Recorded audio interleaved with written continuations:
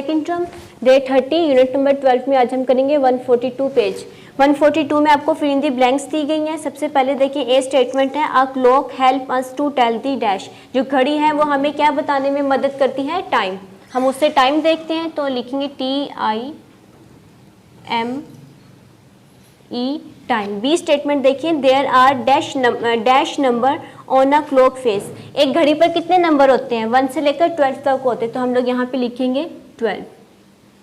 सी statement देखिए, when a clock strike 1 the minute hand is at dash o'clock. जब घड़ी पर 1 बज रहा होगा तो मिनट वाली हैंड किस पर होगी, देखिए अब यहाँ पे 1 बज रहा है तो मिनट वाली हैंड हमारी कहाँ पे है, 12 पे। तो आपने नीचे क्या राइट करना है, 12।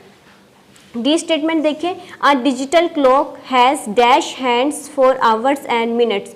डिजिटल क्लॉक के आवर्स और मिनट्स बताने के लिए क्या नहीं होता, पिन्स नहीं होती, तो हम लोग यहाँ पे लिखेंगे नो पिन, क्योंकि डिजिटल में डायरेक्ट नंबर बताए जाते हैं और एनालॉग के लिए हम लोग पिन का इस्तेमाल करते हैं। अब क्वेश्चन नंबर 2 देखें, टिक दी एनालॉग क्लॉक।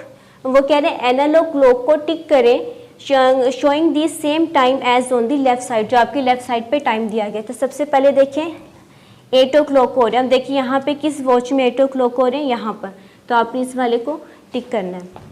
अब सेकंड वाले पे देखें, यहाँ पे 10 o'clock हो रहे हैं, किस वॉच में 10 o'clock हो रहे हैं, यहाँ पे, क्योंकि यहाँ पे छोटी वाली जो पिन है वो 10 पर है।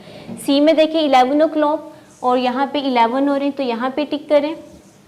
डी पर देखें 5 o'clock, ये 5 है तो आप इसे टिक करें। ई में है 7 o'clock, तो ये 7 है तो आपने इसको टिक करना है।